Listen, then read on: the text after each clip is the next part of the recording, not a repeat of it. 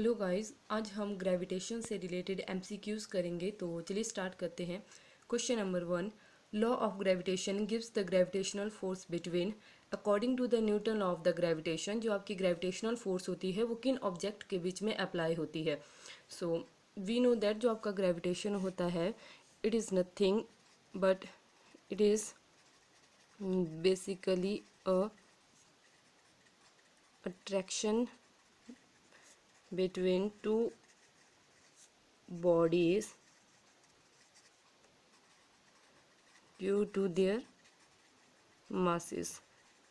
कोई ऑब्जेक्ट है, उनका अपना कुछ मास है, तो उन मासेस के कारण जो है उन दोनों ऑब्जेक्ट के बीच में अट्रैक्शन होती है। That is the gravitational force. So options are A, the earth and a point mass only. Option number B, the earth and a sun only. Option number C, any two bodies having some mass. And option number D, two charged bodies only. So option number C is the correct answer, any two bodies having some mass. Then question number 2, value of universal gravitational constant G is, we know from the Newton law of the gravitation, जो आपकी gravitational force होती है which is directly proportional to the product of their masses and inversely proportional to the square of the distance between them.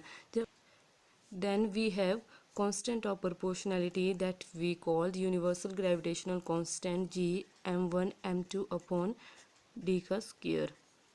हमें जो है वो universal gravitation constant चाहिए, मतलब जी चाहिए, तो हम जो डी स्क्वायर है इसे इस साइड लेके जाएंगे, तो D square F upon m1 m2।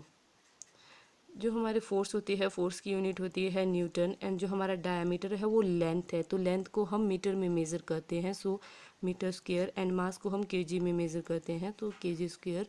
So the option number A is the correct answer. देखिए, न्यूटन मीटर स्क्वायर पर केजी स्क्वायर। सो जो आपकी ये 6.67 इंटू 10⁻⁻11 है, ये कांस्टेंट वैल्यू है, इसे याद करना ही पड़ेगा। So option number A is the correct answer. And then question number 3,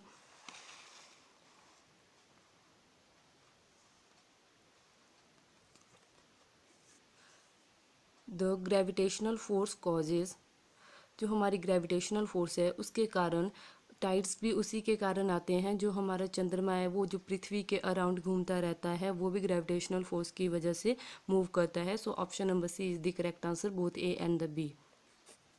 then question number 4, the atmosphere is held to the earth by. Earth ने जो एटमॉस्फेयर को हेल्ड करके रखा है वो किसके द्वारा हेल्ड करके रखा, वो ग्रेविटी के द्वारा अर्थ ने एटमॉस्फेयर को हेल्ड करके रखा हुआ है। And then question number 5, the value of the acceleration due to gravity g, and we know that जो हमारे पास जी की वैल्यू होती है वो 9.8 मीटर पर सेकेंड स्क्वायर।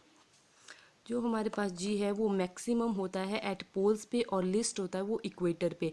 इक्वेटर पे कम इसीलिए होता है क्योंकि जो डिस्टेंस होता है between the surface of the earth and centre of the object वो काफ़ी ज़्यादा हो जाता है। अगर डिस्टेंस बढ़ जाएगा तो वहाँ पे फोर्स ऑफ ग्रेविटेशन कम हो जाएगी, तो ग्रेविटी की वैल्यू भी है वहाँ पे कम हो जाएगी। तो इसीलिए इक्वेटर पर डिस्टेंस ज़्यादा होने के कारण जो है ग्रेविटी की वैल्यू कम होती है एंड पोल पे ज़्यादा होती है। So option number C is the correct answer. अगर हम बात करते हैं at the centre of the earth पर जो आपकी स्मॉल जी है that is acceleration due to gravity, उसकी वैल्यू जो है 0 होती है। Question number 6, the weight of an object at the centre of the earth of radius R is. कोई ऑब्जेक्ट है जिसका रेडियस आर है, उसका weight eight the centre of earth पर कितना होगा। Options are A 0, B infinite, C r times the weight at the surface of the earth, D none of these।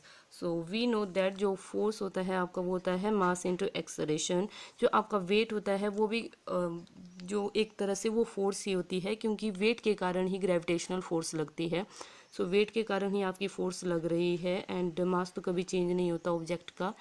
Then उसके बाद जो है यहाँ पे ग्रेविटी, तो हम आप देख सकते हैं कि हमने एक्सेलरेशन की जगह पे जी लिख दिया, इसीलिए कहा जाता है acceleration due to gravity, and force की जगह पे हम वेट लिख लिया, और फोर्स एंड वेट की यूनिट जो है वो सेम होती है न्यूटन।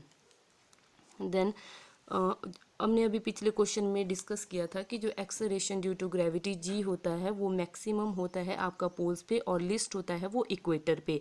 एंड जो आपकी zero value eight the centre of अर्थ पे जो है जी की वैल्यू ज़ीरो होती है। सो जी is equal to the zero. अगर आप देखिए यहाँ पे पुट करते हैं जी को, the W is equal to the M into zero is equal to the zero and जो वेट जो है आपका वो ज़ीरो आ जाता है। So option number A is the correct answer. Then question number 7, weight of an object on the surface of the moon is, options are A 1/6 of the weight of the object on the surface of the earth, option number B half of the weight of the object on the surface of the earth, and option number C 1/4 of the weight of object on the surface of the earth, या D none of these. So we know that जो आपका moon की surface पर जो object है उसका wait जो है वो सिक्स्थ हो जाता है, सिक्स्थ पार्ट हो जाता है of the weight of the object on the surface of the earth. So option number A is the correct answer. Better understanding के लिए इसी फॉर्मूला पर एक दो क्वेश्चन करते हैं। So question number 8, an object on moon surface weight 66 newton, then the weight of the same object on the surface of the earth will be. कोई object है जिसका वेट जो है मून सरफेस पे 66 न्यूटन है और सेम उसी object का वेट सरफेस पे कितना होगा। सो अभी हमने फॉर्मूला पढ़ा कि वेट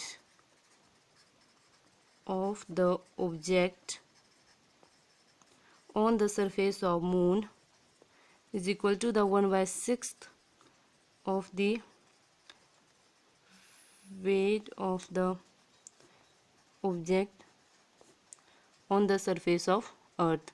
क्वेश्चन में हमें गिवन है कि जो आपका ऑब्जेक्ट है मून पर उसका वेट है 66 न्यूटन और हमें पृथ्वी पर उसका वेट निकालना है, मतलब अर्थ पर उसका वेट निकालना है। सो 1/6 of the weight of the object on the अर्थ। हमें कहा गया है कि हमें वेट निकालना है ऑन द अर्थ। सो ये दोनों आपस में मल्टीप्लाई हो जाएंगे। 66 into 6 newton is equal to 396 Newton. So option number A is the correct answer. Then question number 9, an object weight 10 Newton when measured on the surface of the earth, what would be weight when measured on the surface of the moon। तो same यही formula लगेगा, weight of the object on moon is equal to the 1/6 of the weight of the object on earth. हमें question में given है कि अर्थ पर उस object का वेट जो है 10 न्यूटन है। ठीक है, हमारे पास 10 न्यूटन है, हमें निकालना है इसमें weight of the object on the moon. So हम निकालेंगे weight of the object on moon is equal to the 1/6 of the weight of the object on the earth, and weight of the object on the earth है 10 newton. 10/6 that is 1.67 Newton. So option number A is the correct answer.